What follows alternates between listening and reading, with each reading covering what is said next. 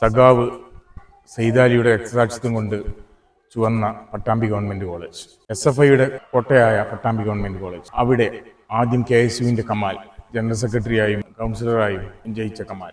അതിനുശേഷം ദശാബ്ദങ്ങൾക്ക് ശേഷമാണ് ഷാഫി പറമ്പിൽ അവിടെ എത്തുന്നത്. പിന്നീട് ജനറൽ സെക്രട്ടറിയായും കൗൺസിലറായും ഷാഫി പറമ്പിൽ ജയിക്കുന്നു. പിന്നീട് അതിന് തുടർച്ചയുണ്ടായി. കഴിഞ്ഞ തെരഞ്ഞെടുപ്പിലാണ് SFI ഒന്ന് പിറകിൽ പോയത്. ഇപ്പോൾ SFI വീണ്ടും തിരിച്ചു വരികയും ചെയ്തു. പിന്നീട് പാലക്കാട് നിയോജക മണ്ഡലത്തിൽ മത്സരിക്കാനെത്തുന്ന ഷാഫി പറമ്പിൽ തുടർച്ചയായി വിജയങ്ങൾ നേടുന്ന ഷാഫി പറമ്പിൽ. അതിനുശേഷം 2021 നിയമസഭാ തെരഞ്ഞെടുപ്പിൽ ഷാഫി പറമ്പിലിന്റെ ഭൂരിപക്ഷം കുറയുന്നു. 4000-ന് താഴെയായി അത് ചുരുങ്ങുന്നു. അത് BJPയുടെ ഒരു നേട്ടമായി കണ്ടു. പക്ഷെ അതല്ല എന്ന് ഈ ഉപതെരഞ്ഞെടുപ്പ് നമുക്ക് ബോധ്യമാക്കി തന്നു. അത് മെട്രോമാൻ ശ്രീധരന്റെ നേട്ടമായിരുന്നു അത് എന്ന് നമുക്ക് ഈ തെരഞ്ഞെടുപ്പോടുകൂടി മനസ്സിലാക്കാൻ കഴിയും.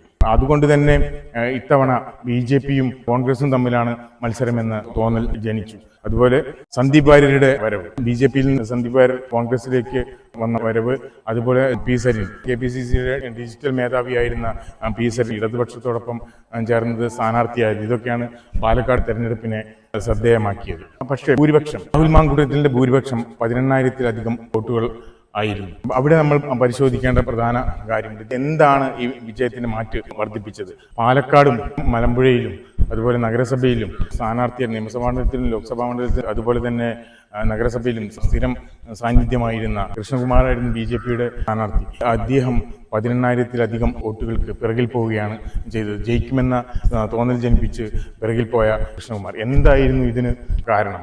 ട്രോളി ബാഗ് വിവാദവും സിറാജിലും അതുപോലെ സുപ്രഭാതത്തിലും വന്ന പരസ്യങ്ങളുമാണോ ഇതിന് കാരണം? സൂക്ഷ്മമായി പരിശോധിച്ചാൽ നമുക്ക് ബോധ്യമാകും അതല്ല കാരണമെന്ന്. രാഷ്ട്രീയ നേതൃത്വത്തിന്റെ ഒരു മാറ്റം ജനങ്ങൾ ആഗ്രഹിക്കുന്നു. അതുപോലെ നിയമസഭാ സാമാജികരും പാർലമെന്ററി രംഗത്തുള്ള ആളുകളുടെയും രീതികൾ മാറണമെന്ന ജനങ്ങളുടെ താല്പര്യം, അതായിരിക്കാം ഒരുപക്ഷെ ഇതിന് കാരണം. ഷാഫി പറമ്പിലിനെ പോലെ നിറഞ്ഞ ചിരിയോടെ ജനങ്ങളെ അഭിമുഖീകരിക്കുകയും ജനങ്ങളിൽ ഒരാളായി മാറുകയും ചെയ്ത ഒരു വ്യക്തി തന്നെയാണ് രാഹുൽ മാങ്കൂട്ടത്തിൽ. മലയാള സിനിമയിൽ അയലത്തെ പയ്യൻ എന്ന ഇമേജിൽ ജനഹൃദയങ്ങളിൽ സ്ഥാനം പിടിച്ച ആളാണ് ജയറാം. അതുപോലെ ഒരു ഇമേജിലാണ് ഷാഫി പറമ്പിൽ എത്തിയത്. നിഷ്കളങ്കമായ ചിരിയും ഇടപെടലുകളും ശരീരഭാഷയും അതിൽ പ്രധാനമായിരുന്നു. ഷാഫി പറമ്പിലിന്റെ തുടർച്ചയാണ് രാഹുൽ മാങ്കൂട്ടത്തിലും നമ്മൾ കണ്ടത്. പ്രായം 35-നോട് അടുത്തുവെങ്കിലും നിഷ്കളങ്കനായ കുട്ടിയുടെ പരിവേഷത്തോടെയാണ് അല്ലെങ്കിൽ ഭാവത്തോടെയാണ് രാഹുൽ മാങ്കൂട്ടത്തിൽ ജനങ്ങളുടെ ഇടയിൽ എത്തിയത്. താൻ പ്രമാണിത്വമില്ലായ്മ, മേധാവിത്വമില്ലായ്മ തുടങ്ങിയവ രാഹുൽ മാങ്കൂട്ടത്തിൻ്റെ പ്രത്യേകതയായിരുന്നു. നമ്മുടെ രാഷ്ട്രീയത്തിലും പാർലമെന്ററി രംഗത്തും ഉള്ളവരെ നമ്മൾ കാണുമ്പോൾ എങ്ങനെയാണ് അവരുടെ ശരീരഭാഷ വേറെയാണ്.